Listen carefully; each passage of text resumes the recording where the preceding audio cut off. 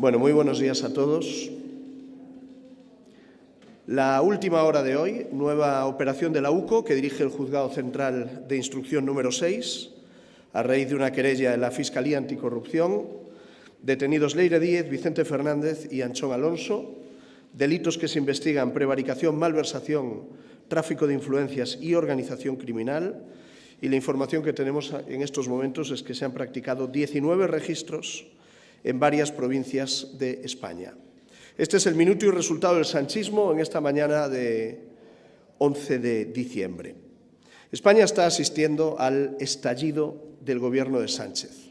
El gobierno de Sánchez está literalmente volando por los aires y lo está haciendo por la explosión simultánea de toda su corrupción y de todas sus vergüenzas. El país asiste con estupor a un carrusel de detenciones, de redadas, de denuncias, de registros, de autos judiciales y de actuaciones policiales, que tienen al Gobierno totalmente noqueado y que tienen al Gobierno totalmente rodeado. El sanchismo está siendo desarticulado ante toda España, en vivo y en directo y en tiempo real. Repasemos lo que hemos conocido solo en los últimos días y solo en las últimas horas. En primer lugar, se ha publicado la demoledora sentencia contra el fiscal general del Estado, el fiscal general de Sánchez. Es la primera condena a un fiscal general en ejercicio, inhabilitado por delinquir, para favorecer al Gobierno y para atacar a una rival política. Se trata de un escándalo mundial que, desde luego, no tiene precedentes. La Universidad Complutense ha reconocido las presiones para crear una cátedra a medida de la mujer de Pedro Sánchez. La primera cátedra de su historia para una persona sin estudios universitarios, que utilizó la Moncloa y recursos públicos para hacer negocios privados y está imputada ya por 5 delitos. En tercer lugar, se ha destapado un entramado en el Partido Socialista y en la Moncloa para tratar de ocultar denuncias de acoso sexual. Los socialistas taparon las denuncias contra el amigo de Sánchez, contra Paco Salazar, a quien trataron de proteger. En cuarto lugar, el Tribunal Supremo ha confirmado que en breve irán a juicio el primer brazo derecho de Pedro Sánchez, José Luis Ábalos, y su guardián de los avales, el señor Koldo García. Irán a juicio por corrupción en contratos durante la pandemia. Y lo último, lo que hemos sabido ayer y ha tenido continuidad en el día de hoy, hemos sabido que hay una nueva causa abierta en la Audiencia Nacional sobre corrupción socialista que ha supuesto ya, en primer lugar, la detención de Leire Díez, fontanera jefa de Ferraz, que además parece que era otra comisionista de las distintas tramas. En segundo lugar, la detención de Vicente Fernández, gran protegido de María Jesús Montero y expresidente del mayor operador público de España, la SEPI. La detención hoy de Anchón Alonso, socio de Santos Cerdán y figura clave en la llegada al poder de Pedro Sánchez, en la negociación de su investidura. Y, por último, el registro de Plus Ultra, empresa rescatada turbiamente con 53 millones de dinero público. Hemos conocido también el registro de Forestalia, empresa vinculada a la Sociedad de la Familia de Susana Sumelzo, hoy secretaria de Estado para Iberoamérica, y que en su día fue un gran apoyo para Pedro Sánchez en sus primarias. Todo el Gobierno de Sánchez está bajo sospecha. No hay día sin su escándalo. La situación de la vicepresidenta María Jesús Montero comienza a ser ya completamente insostenible. Su persona de máxima confianza, primero en la Junta de Andalucía y después en el Gobierno de España, está ya con las esposas puestas, detenido. Vicente Fernández, su gran protegido durante tantos años, al que colocó en la SEPI, otro cargo pegado a Montero que cae por corrupción. También es responsable, María Jesús Montero, de la contratación de la fontanera Leire Díez en empresas públicas, dependientes de la SEPI, por lo tanto dependientes del ministerio que ella dirige. A María Jesús Montero se le está poniendo cara de Santos Cerdán. Esa es la realidad después de estas detenciones. Es el otro nexo entre ambos. Yo sé lo que haría, le dijo María Jesús Montero a José Luis Ábalos cuando cayó Koldo. Yo sé lo que haría. Ahora quien cae es su persona de máxima confianza. Nosotros lo que le tenemos que decir a María Jesús Montero es que se vaya ya y que se vaya cuanto antes. Lleva más de 20 años conviviendo con la corrupción, primero con los ladrones de los ERE y ahora con los de Sánchez. Igual que debe irse el propio Sánchez, porque sin él ninguno de estos casos de corrupción habría sido posible.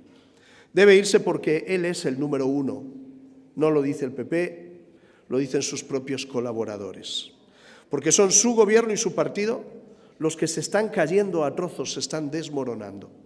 Porque los que dijeron que venían a luchar contra la corrupción, en realidad, llegaron a desvalijar España.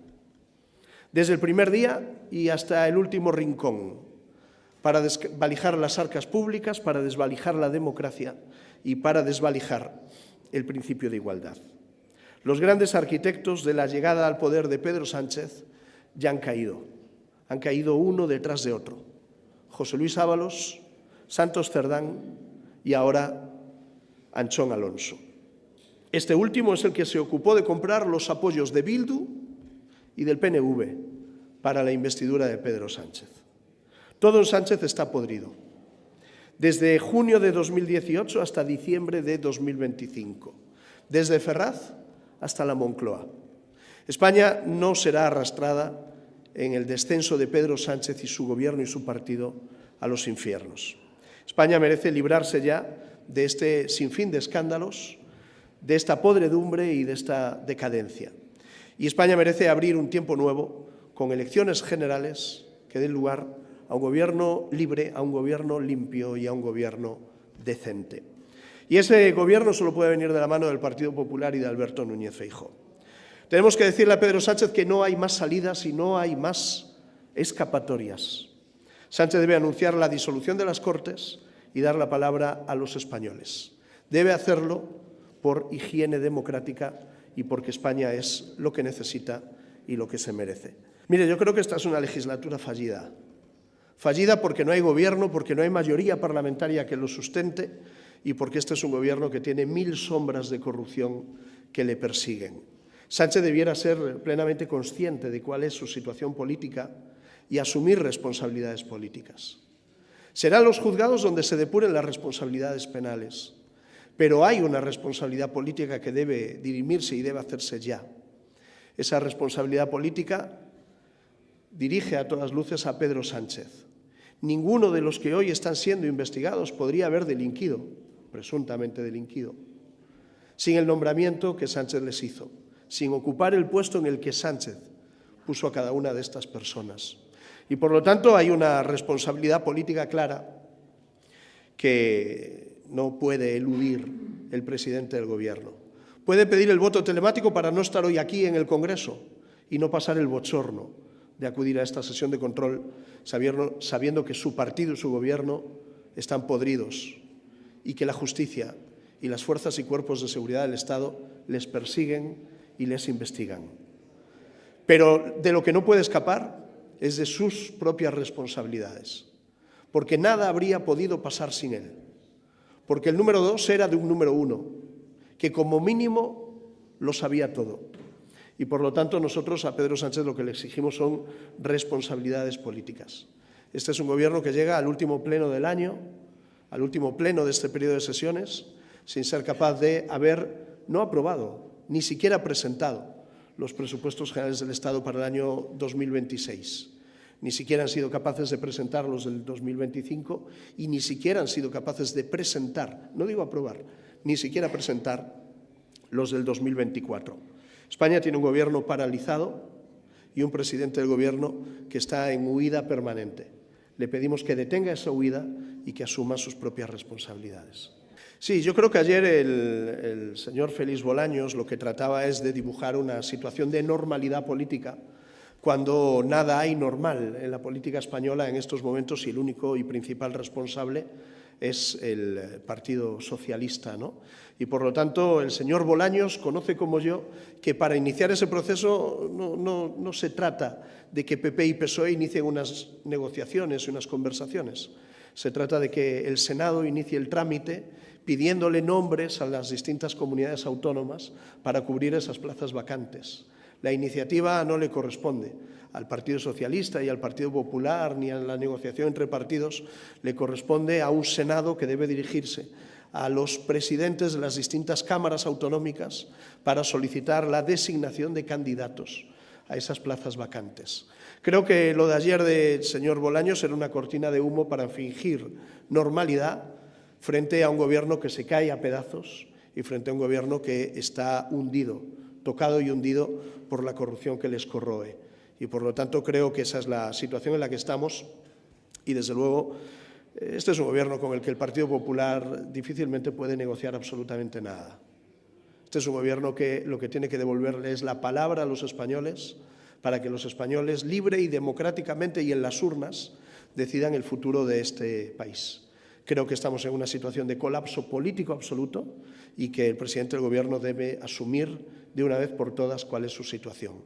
Que no arrastre a todo un país en esa decadencia en la que él ha entrado en Barrena y que, desde luego, no merece sufrir nuestro país.